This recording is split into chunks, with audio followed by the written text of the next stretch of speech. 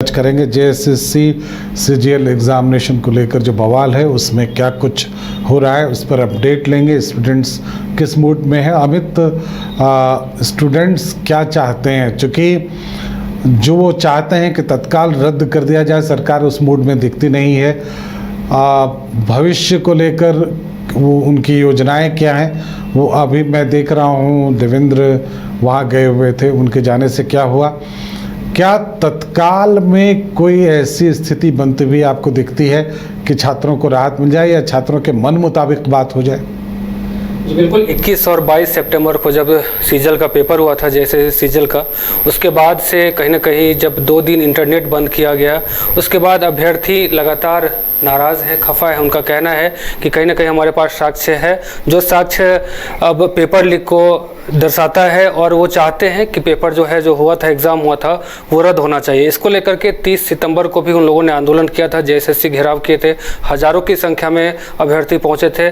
कहें तो झारखंड के 24 जिलों से, खास करके हजारीबाग से लोग हज़ारों की संख्या में पैदल चल के रांची जेएसएससी कार्यालय पहुंचे थे। उसके बाद आंदोलन भी किया था। अब उसके बाद 2 अक्टूबर से अभ्यर्थी अब सत्याग्रह पे बैठ गए हैं। और ये भी बता दें कि 2 अक्टूबर को जब पीएम मोदी का दौरा था हजारीबाग में, तो अभ्यर्थी उनसे मिले भी थे, पीएम मोदी से मिले थे, अपनी बात को वहाँ रखे थे। अब कहीं ना कहीं इसको लेकर के फिर से अब एक बार जो अभ्यर्थी हैं वो आंदोलन के मूड में नज़र आ रहे हैं, सत्याग्रह पे बैठे हैं बापू वाटिका में।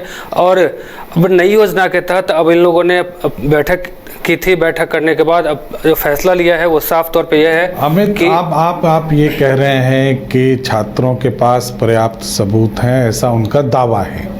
अगर ऐसा है तो क्या कोर्ट में जाने के विकल्प पर भी कोई बात हो रही है? क्योंकि जिस तरह से जो सरकार चाहती है वो बहुत स्पष्ट है। उसने जेएसएससी के द्वारा वो तमाम जो आरोप थे स्टूडेंट्स को, उसका खंडन करवा दिया और जेएसएससी अपने रुख पर कायम है। उसने कहा कि जिनके पास सबूत हैं वो लेकर आए, हम उसको सुनेंगे। ये तमाम तरह की बातें हुई। इम्पॉर्टेंट ये है कि अगर सबूत बहुत कारगर हैं तो क्या उसको लेकर कोर्ट में जाएंगे छात्र, या अभी इस आंदोलन को लंबा करेंगे और सरकार को बाध्य करेंगे कि वो इस एग्ज़ाम को ख़त्म करें? जी बिल्कुल, जब जो अभ्यर्थी है उनका साफ तौर पे कहना है कि जेएसएससी अपना टर्म एंड कंडीशन जो है एग्ज़ाम को लेकर के वो साफ तौर पे जारी किया था कि जो भी अगर एग्ज़ाम अगर 3 साल पहले अगर कोई क्वेश्चन अगर किसी अन्य एग्ज़ाम में पूछा जाता है, वही अगर क्वेश्चन अगर जो वर्तमान एग्ज़ाम हो उसमें अगर पूछा जाता है तो कहीं ना कहीं हम उस एग्ज़ाम को रद्द करने की कोशिश करेंगे। इसको लेकर के अभ्यर्थी साफ तौर पर कह रहे हैं कि 72 ऐसे क्वेश्चन है जो रिपीट है, जो अन्य एग्ज़ाम में पूछे गए हैं। रिपीट और जो लीक है दोनों में अंतर है। इम्पॉर्टेंट जो बात मैं जानना चाह रहा हूँ, क्या कोर्ट भी एक विकल्प है? छात्र उस पर भी चर्चा कर रहे हैं या उनको लगता है कि वो आंदोलन के ज़रिए सरकार को इतना मजबूर करेंगे कि सरकार उनकी बात मान ले? जी बिल्कुल, वो कोर्ट में भी जाने के लिए तैयार हैं, लेकिन उससे पहले अभी जेएसएससी सचिव के पास वो जाना चाह रहे हैं, क्योंकि जेएसएससी के जो सचिव है उन्होंने साफ तौर पे कहा था कि अगर आपके पास कोई साक्ष्य है तो मेरे पास लेके आएँ, हम उसे तुरंत जो है रद्द करेंगे एग्ज़ाम को। इसके बाद जेएमएम की तरफ से एक ट्वीट आता है, ऐसा अभ्यर्थियों का कहना है कि जेएमएम की तरफ से एक ट्वीट आया था, उसमें लिखा गया है कि अगर कोई साक्ष्य है तो लेके आए, मुझे दिखाए, मैं क्वेश्चन अविलंब जो है जो एग्ज़ाम हुआ था वो रद्द करवाऊंगा।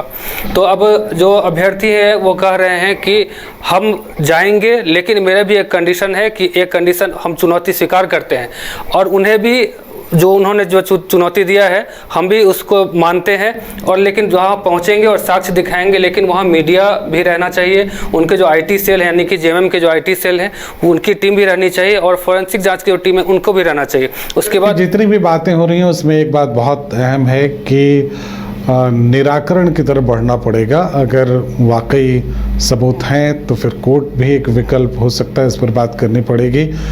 महज आंदोलन सरकार को कितना बाध्य करेगी ये इम्पॉर्टेंट है जानना। अभी इलेक्शन है, उसका एक दबाव ज़रूर सरकार पर होना चाहिए और स्टूडेंट्स अगर नाराज़ हैं तो सरकार के लिए थोड़ी मुश्किल निश्चित रूप से होगी। हम इनके भावी जो भी कार्यक्रम हैं उन पर नज़र रखेंगे। बहुत बहुत धन्यवाद।